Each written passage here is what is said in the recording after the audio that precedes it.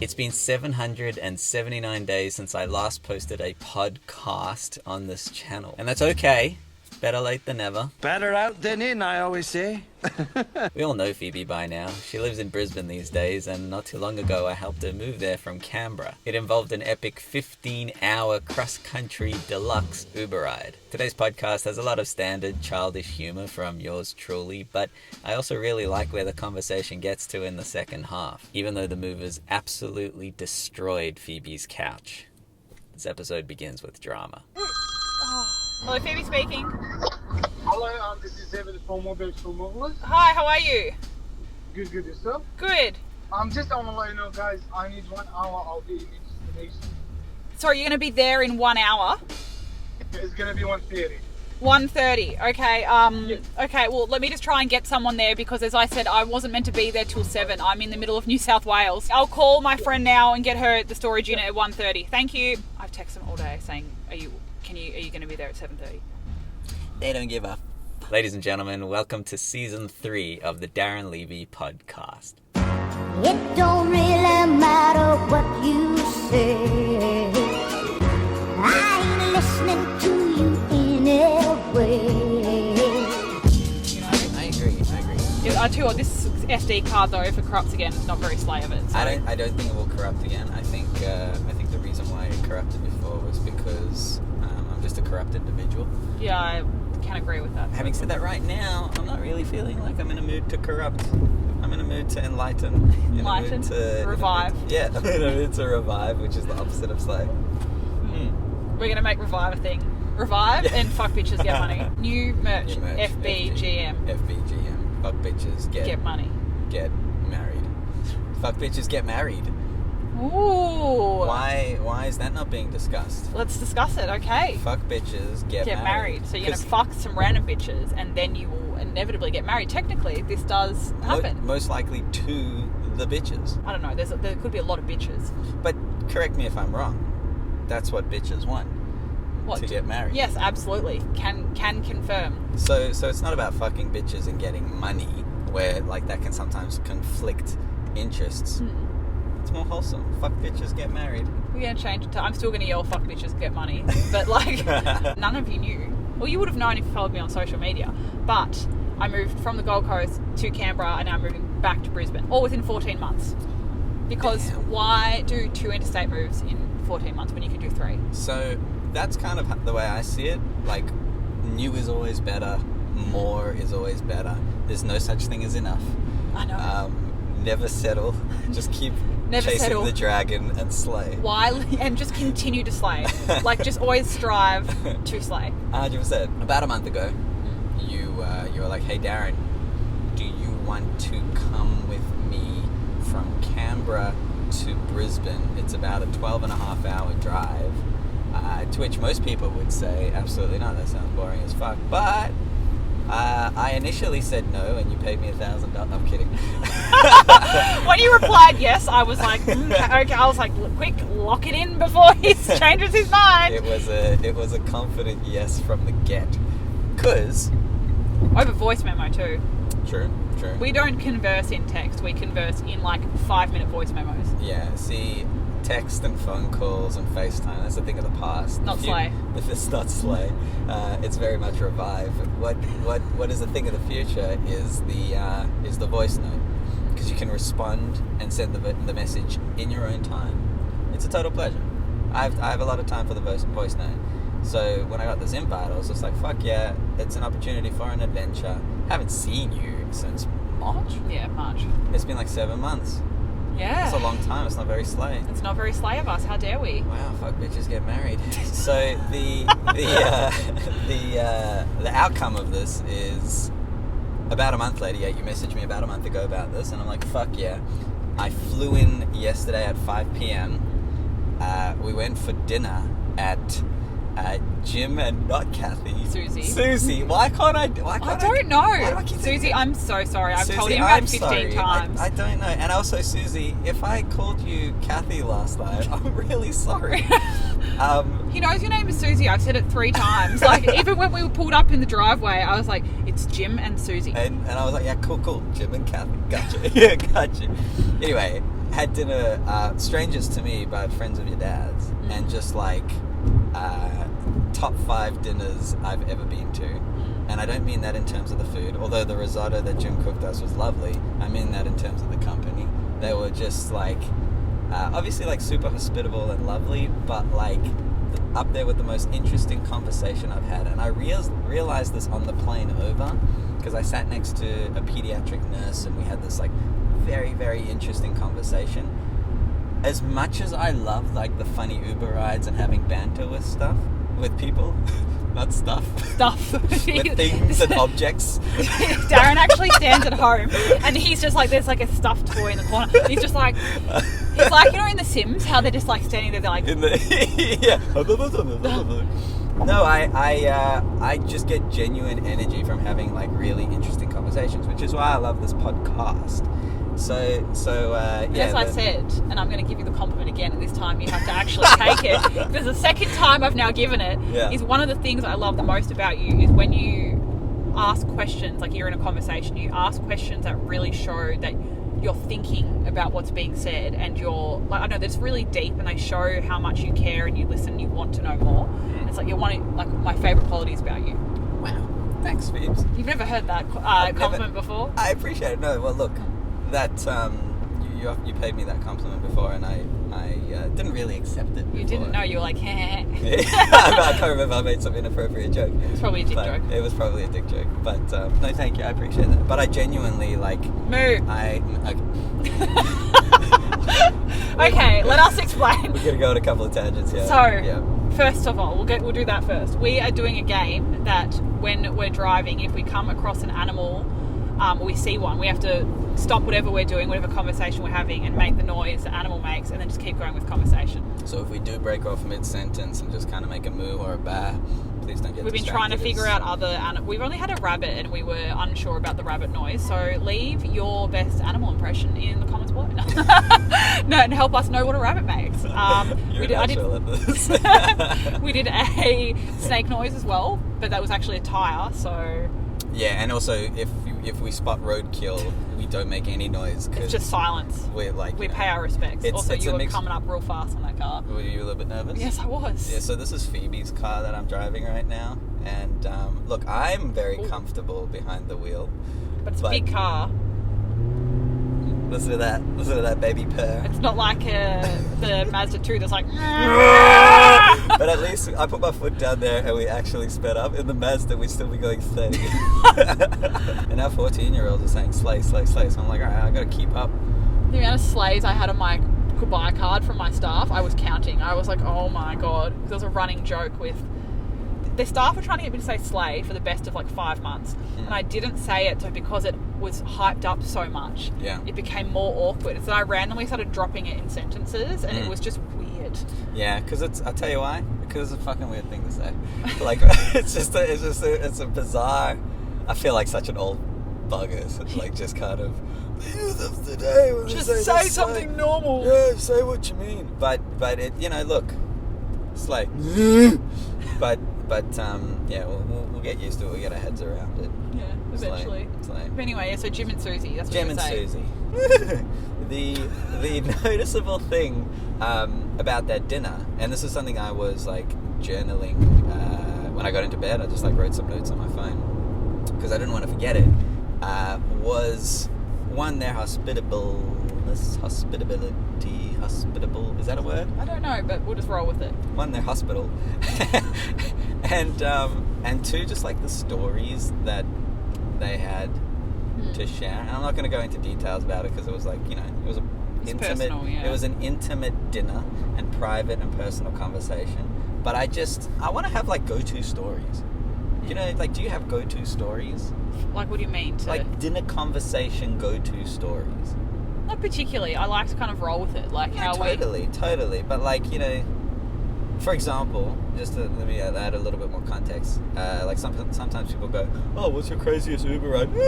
I know. What's your craziest Uber ride? And like, yeah, okay, I have my go-to stories, but is that dead?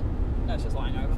I have not made the noise. No, it was just, I think it was rolling around. But anyway, yeah. So crazy Uber ride. No, but so like, go-to stories. You don't have like a go-to dinner conversation or go-to story that you would... Moo! That was a moo and a name one. What? I was like, man. You weren't sure. I mean, some of them were... It's taking peeing it. and Oh, pooing. yeah. Gee, that was a fucking river coming out of his asshole. Holy shit. Yeah, Too much cake and ice cream for these cows.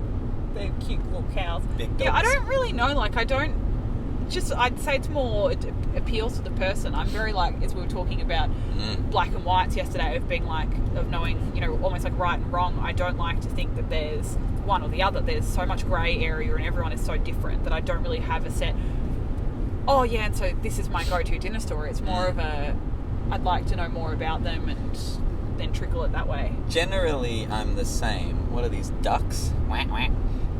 Generally, I'm the same, but I, you know, if you think of stand-up comedians, before you see a comedy special on, say, Netflix, the jokes that they tell at that stand-up special are practiced 200 times on 200 different nights to smaller crowds and stuff, and then by the time they tell those jokes, they know they will kill every single time. Yeah. So I'm not saying I agree with you. I feel like every conversation should be molded to the individual you're talking to, but there will be some stories that you know will kill with every single crowd you speak to. Maybe I'm just a social engineering manipulator, but Maybe these are these weird safety cams that look mounted at your... fatigue apparently. No, but I think they also like look at if you're holding like a phone. Oh, I yeah, don't know what that's- the law is on holding a coffee cup, but I was holding a coffee cup. Was there anything in the coffee cup? Coffee? No, I was like, I wasn't sure if you finished it or not. No, I'm drinking Oh coffee. no, it's fucking juice. Like, It's like just straight up liquefied cocaine. I don't know. I know we are transporting a lot of cocaine in the car, so not surprised. Heavy vehicle safety station. You know any fat people? Yeah, I've got a thick ass, so.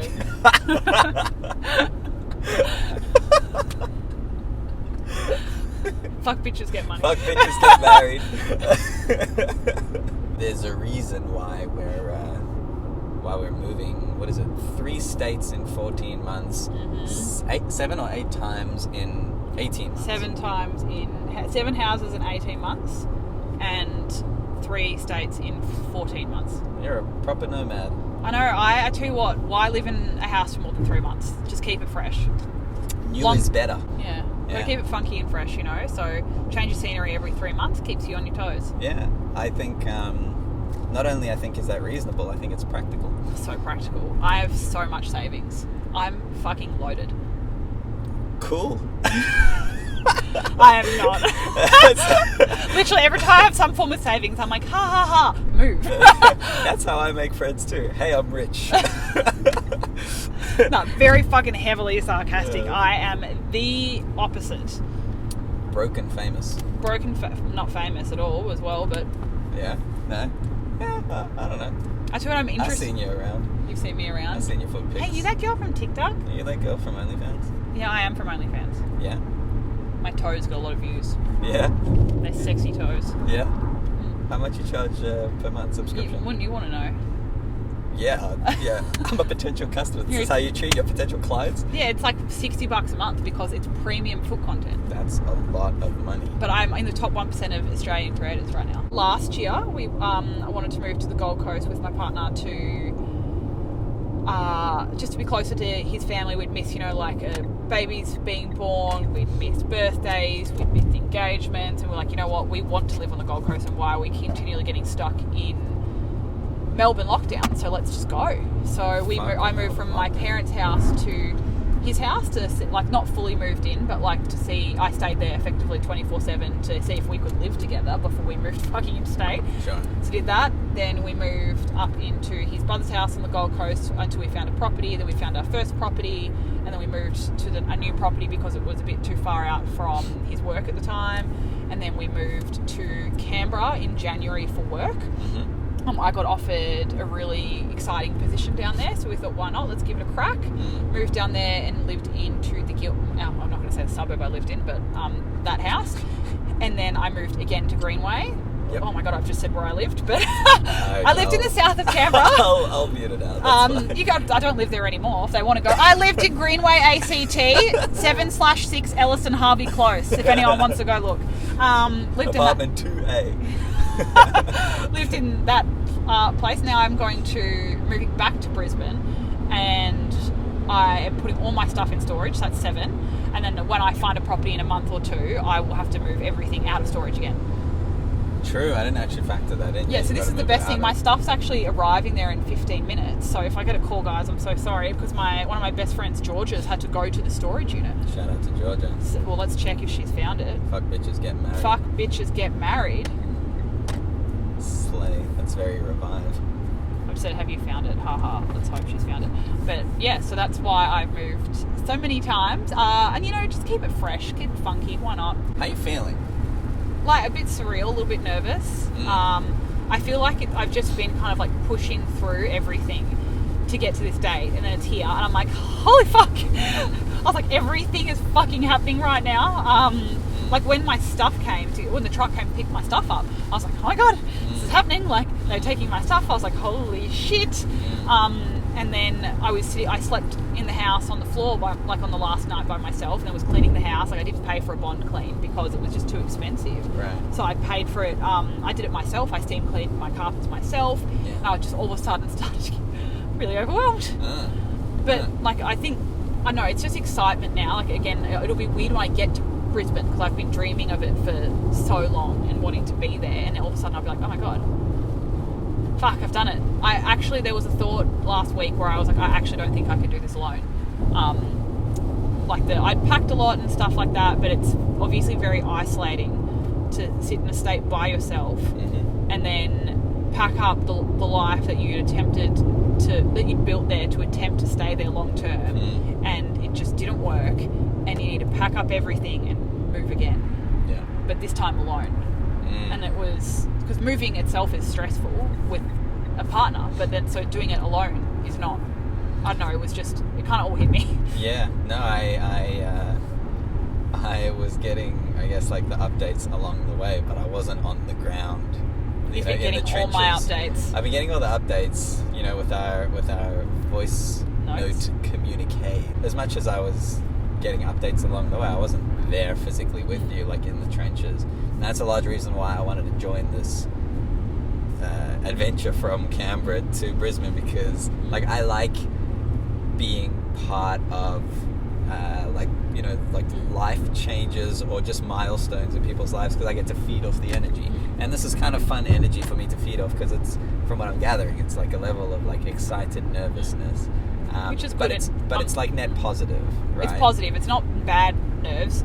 No, it's good. It's good nerves. It's excitement. Yes. I'm so ready to kind of like shed that chapter and just to move on. And because I've done a lot of like self-work and healing and things like that over the last couple months. But this was as I was saying to my boss the last couple weeks, bless Ross, we love you, Ross. I don't know if I love you, Ross. I never met you, but you sound great. He's talked to him on the phone pretty much. Yeah. I felt like no one in Canberra actually got to meet me. There was so much going on that I just wasn't myself, and I finally got to the point where I am pretty much myself again, but like I can almost touch myself. Like that sounds really wrong. I can almost like this camera. But voice note, sorry. I'm so close to being able to be myself again, but it's like there's a glass wall or window in between me and myself that I just can't touch. And that glass wall was Canberra, and I thought that I could push through it and I'd find my feet and get comfortable, and like yes, I did find my feet, but I couldn't find my happiness, and I just needed to remove the glass wall, and that was effectively moving again. Yeah, respect. And you know what, like speaking from my own experiences, that definitely weren't the same as yours, but they had like fragments of similarities of the past. I think you don't want to like there's you behind that glass wall that's like right that you don't actually want to touch her. because do. No. Hey, new is new. But like there's a version of yourself that it's I don't want to say like it's dead, but when this new shit happens, you don't want to go back. I do not want to be that person that I was, exactly. like a little bit, and it's it's weird to think, even you look at now from when I was last on the podcast to now, so that was 18 months, so I hadn't moved yet. Was that 18 months ago? What Holy was it? fuck, Actually, yeah, it was about a year. Sorry, Sarah. Sarah, I'll call you back, I promise. That's the most decisive fuck off I've ever seen. We're in the middle of a conversation. Fuck and I'm bitches like, get married. Fuck bitches get married.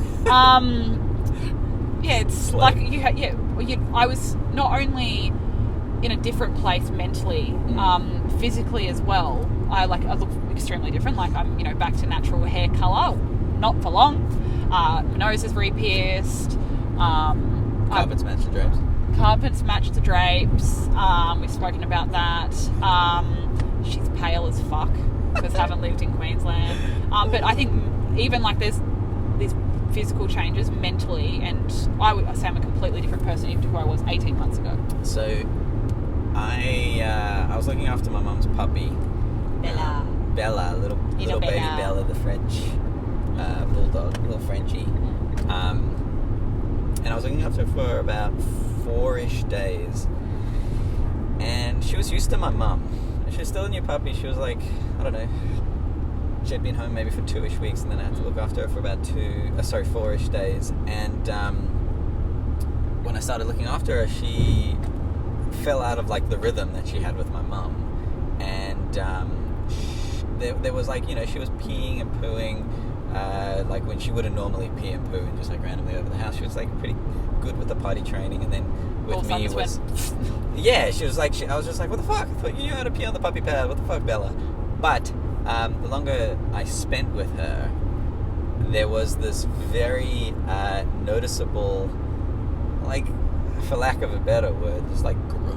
But I got to watch the growth from like her shitting and pooing everywhere. I'm not saying. I was going to say, where are you going with this? Yeah, she was like from shitting and pooing everywhere to like peeing on the puppy pad 90% of the time. But being able to witness going from 1 to 10, or maybe 1 to 9, there was this level of like pride and respect and love that I had for her because I got to witness it. And I think that's also part of why I wanted to join like part of this adventure of yours, is because I've seen, I guess, like that growth that you've been talking about. Well, you were one of the first people I called in May when everything kind of went to shit. But I think so I've been along for the ride, and I think like witnessing it and seeing it firsthand personally has just given me like the utmost level of respect and love for you, because like it's genuinely amazing, and I know you've been in it, but like you're very like structured, routine driven individual, and the way you've been able to like build back into this like very, what I would refer to as like sort of healthy and like positive and just like influential and impactful mindset. Credit where it's due, Phoebes. Congratulations. Thank you. No, it's definitely been rough.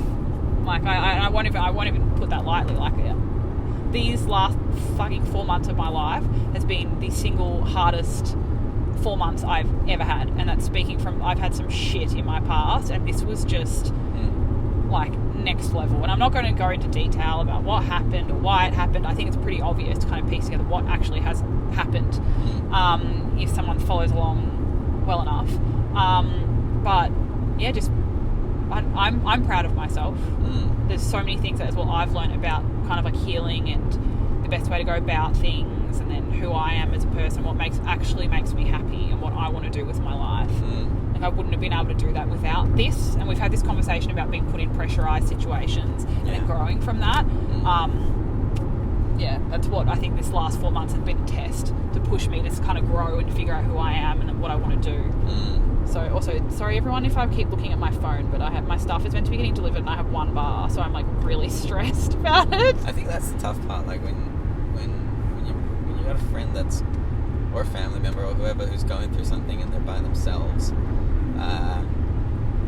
whether it's physically or sometimes people can be surrounded by family and friends but then still be alone, because the family or friends aren't necessarily taking the time to actually hear them out, or are talking at them rather than listening and Yeah. offering guidance. Yeah, I don't know, maybe it was, I obviously had such a whirlwind of emotions over like that period, and yeah, it was just some things I wasn't ready to hear, or I'd not take it the right way, and then I'd take it to my therapist, who Rachel is absolutely phenomenal, was able to help me unpack it. And I've learned a lot about how I deal with emotions, and I thought I was dealing about it with the right way, but I was dealing with everything too logically. I think it's very obvious that I'm an extremely logical, like, again, routine-based person. So I would say, like, something's happened, and instead of being like, XYZ happened, I'm upset, I'd be, XYZ has happened, I'm upset, but it's okay because, like, this happened and this, and I wasn't letting myself feel the emotion. I was making up an excuse for it. Or looking for a solution. Instead of just going, like, instead of actually feeling the emotion. That's why it took me so long to actually process everything. Do you know, that's a similar thing that came out of therapy for me last year, is that when I was, like, going through something, I would often go straight for the solution rather than I remember my therapist at the time, Rodrigo, he was like, when we reached something, he was like, okay, good, let's sit there for a second, like, rather than trying to get ourselves out of that hole, let's just kind of sit in the hole and see how that feels. Yeah, and when that's he what put it Rachel like does that, to me. yeah, and I was like, what the fuck would I want to sit there? Let's dig up, you know what I mean? But yeah, she'd say to me stuff like that. She'd go, okay, you're upset. And I'd just go, yeah, I was like, I can't fucking say anything else, can I? Yeah. Which, again, it's been really cool to, like, I hadn't done therapy in ages, and it's been so good to get back into it. Even, like, learning things about, I always thought acting emotionally was really bad, and while, yes, there is ways, like, sometimes acting emotionally can be bad, but acting emotionally is probably being your most honest self. Mm-hmm. And that's actually how you feel. And I think once in the last probably 4 months, there's been like once or twice I've actually acted emotionally and been honest with myself. And both of them were not great situations. Yeah, fair enough. I reckon these are the movers. Hello, Phoebe speaking. Hello, I'm Steph Becker. Could you just call me for talking to hop on the side? Okay, sure. I'll tell her now. Yeah. Thank you, bye. Hey girl. Hey, they're apparently out the front of the storage unit. Okay, we are only 6 minutes away. Okay, sweet. Like, you going sober now from a couple of months ago, and that was after you You like animals. I thought it was an animal. Moo! That was moo. That was after I went out with Steph. yeah, that was Steph.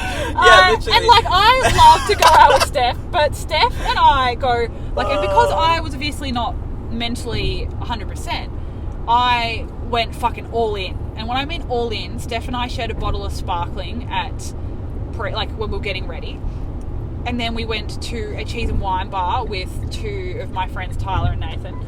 And then we had another 2 bottles of sparkling there. And also we did a shot before we left as well. Then we got to dinner and another person joined us. And we had, I think, a cocktail each, 2 bottles of red and a bottle of sparkling. Jesus. And then we went to a bar, and I think there we were having vodka sodas and shots.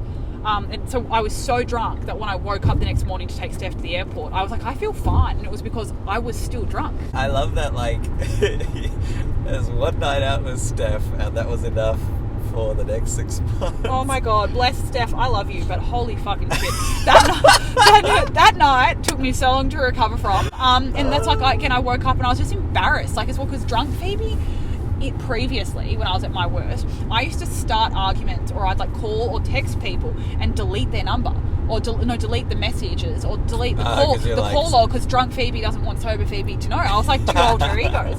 So, like, I woke up and the first thing I did is, oh my God, did I call someone? Did I text someone? I couldn't see anything on my phone or recently deleted. And I was like, okay, maybe I didn't.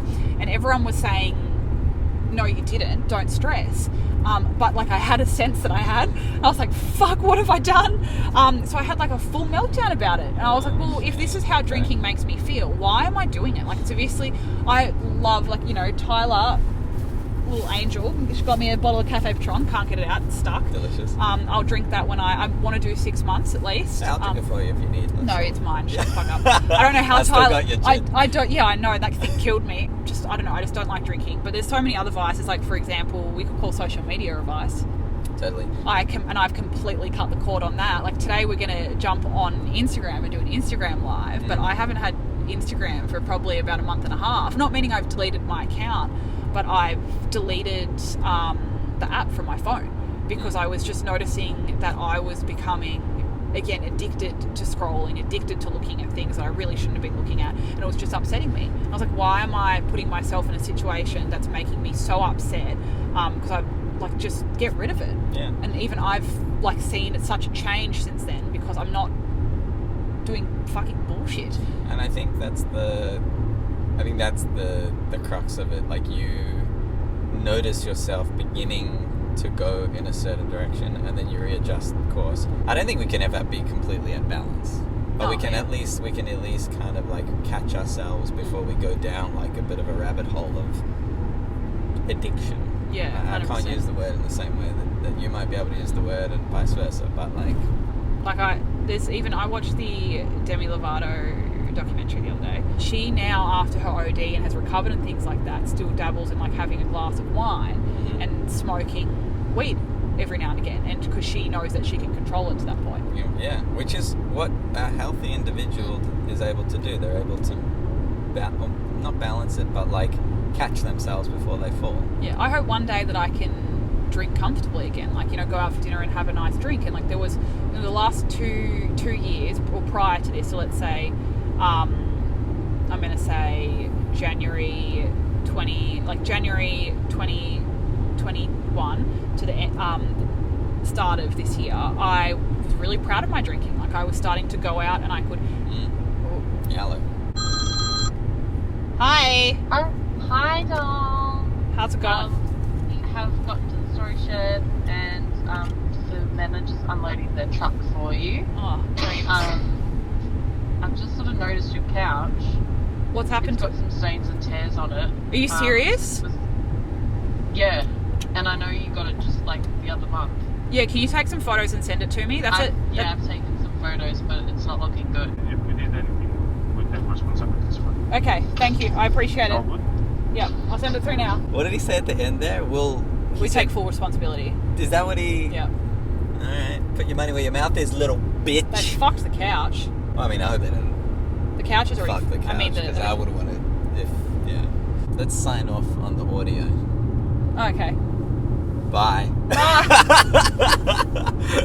Wait, you want to end the podcast here? Were there other elements that you... I guess all I wanted to say was like thank you to everyone who supported me the last like 4 months, like to my friends, especially like Stuarts who came up and visited me, Nikki, Becky, Georgia. I'm going to forget someone, fucking Nathan, my assistant manager, who's literally let me cry every single day at work and supported me.